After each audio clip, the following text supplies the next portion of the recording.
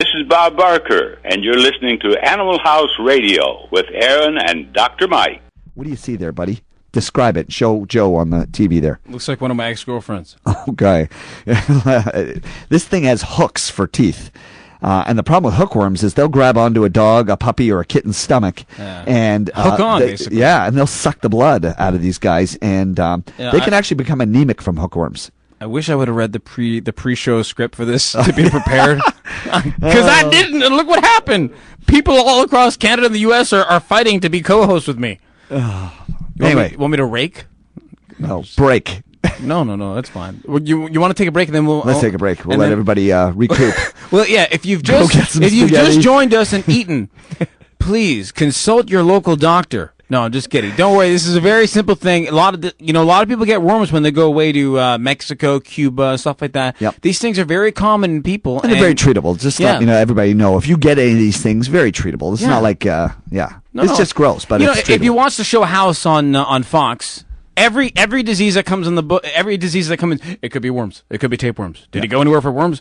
Has he been out of the country? So worms obviously are. This is probably why people get skinny. And you know what? There could be like an online cult. GiveMeYourWorms.com. There probably is. I'm not kidding you. People want to get skinny. Right. I'm going to go look into that, and I'm going to go try to give Richmond some worms. Okay. Awesome. We're going to be back in a couple of minutes. The show is brought to you by Hill's Pet Nutrition, the makers of Science Diet and Prescription Diet Pet Food. Ask your local veterinarian for some more information. And www.ismydogoverweight.ca. Back in a couple seconds. 416-785-0680. I'm walking on air. I never thought I could feel so free. As always, back on Animal House Radio with Believe It or Not, joined with my favorite person in the world from the city of Toronto and Toronto Animal Services, Nicola. Hello. How are you, darling? Oh, I am well. There's nothing like being stuck at the office on a Friday night. Tell me about it. I hope you didn't order Chinese. We're talking about roundworms and hookworms that have grossed everybody out. Oh, that's so not gross. I think it's so exciting to run a fecal and then see all the bugs. It's just so fabulous. Wow. Yeah, I love thank you. You know what? I'm just going to leave the show to you guys. But before I leave it to you guys, I'm going to hit my Believe It or Not, always with Nicola from the Toronto Animal Services. Hit me with my music again, Richmond. MC Richmond. Thank you very much. Nicola, believe it or not, a bird chews with its stomach. We knew that, right? Oh, of course. Yeah. As if. A blue whale's heart is the size of a Volkswagen Beetle. Okay, that cool. sounds right. It's got a very big heart. Yeah. I wonder if it has a little flower thing that those beetles have in there as well. It's out of the blowhole. Exactly. That could be the blowhole. A cow gives nearly 200,000 glasses of milk in her lifetime. Oh, that's neat. I know that they describe it in liters, but it's neat. Yeah. A cow produces 200 times more gas a day than a person. Now, they're not speaking for Dr. Mike. No, they have been accused of creating methane issues in the environment, the atmosphere. Yep. It's all because of cows. We need to take those cows out. Wait, They're we are. flatulent cows. That's what they are. Woohoo! Go McDonald's. Here we go. 2 more. A dragon. It's nuts. A dragonfly has a lifespan of 24 hours. So much for the power of the dragon. Wow. 24 hours. 24 hours. I'm telling you. Boy. Yeah. 24 hours. The dragon's like, yeah, I'm here. I'm a dragonfly. Oh, no. I only got less than 23 hours left. That's horrible. What's that in human years? I don't know. It's probably like an hour Okay. per dragonfly. And finally, a group of frogs is called an army. An army? Yes. Yeah, an army In of frogs. Bermuda, it's called, sadly, roadkill. But oh, good one. And in Montreal, it's called St. Catherine Street.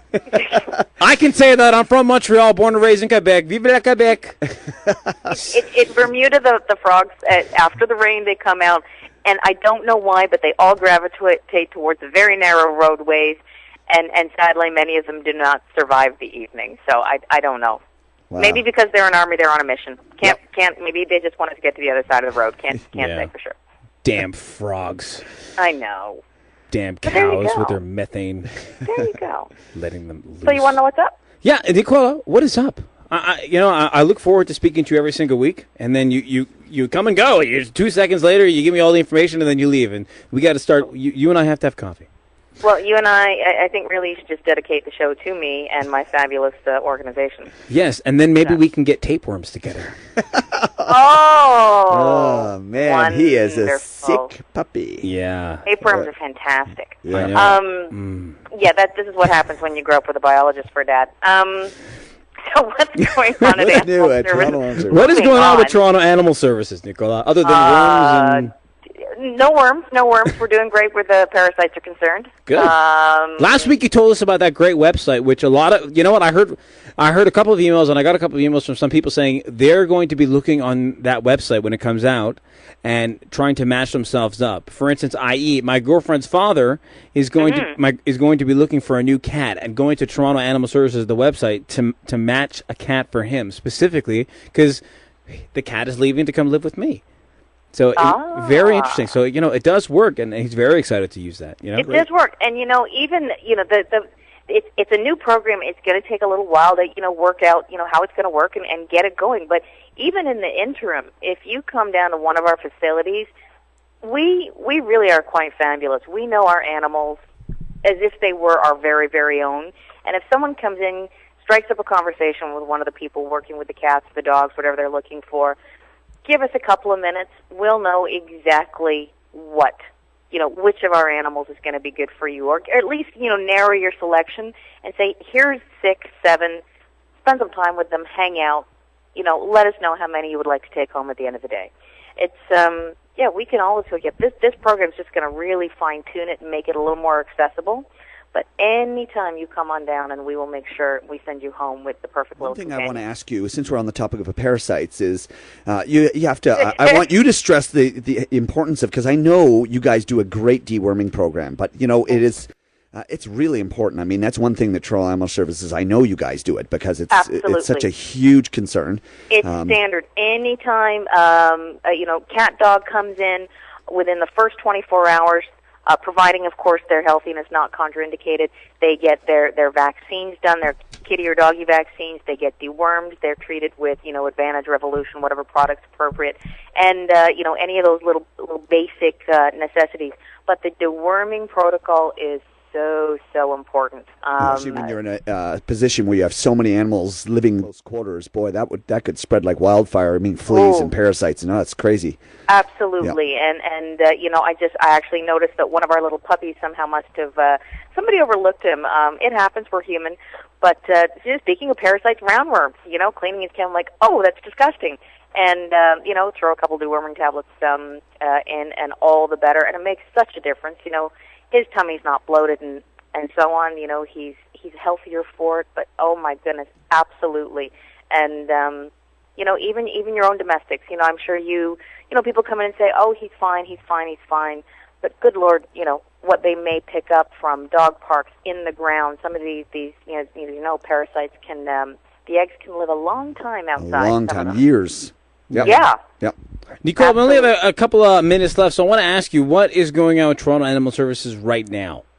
Well, all the usual stuff, but I do want to point out something, because it looks like it might be spring this weekend. Have you heard about this? I have. I went outside yesterday completely, almost naked. Wow. That's basically, I went outside without a jacket. Yeah, well, that's pretty much naked for Canadian standards. Let's hope that's not the case. We have 10 seconds left. Nicola, we want to tell everybody they can get in touch with Toronto Animal Services at 416-338-PAWS or www.toronto.ca/animal services. Nicola, you have yourself a wonderful weekend, and we will talk during the week. You too, my dear. May the force be with you. Got to say a couple thank yous before we go. Diane, Joe, Amy, all across the world. Everybody's trying to get to be the co-host for next week. They ain't going to do it.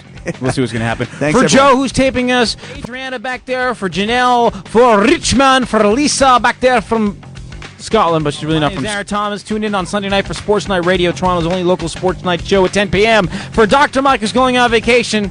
We're going to miss you, buddy, for the week. Me Guys, too. We'll see you in 2 weeks. Have a safe weekend. We'll see you next week on Animal House Radio. Take care.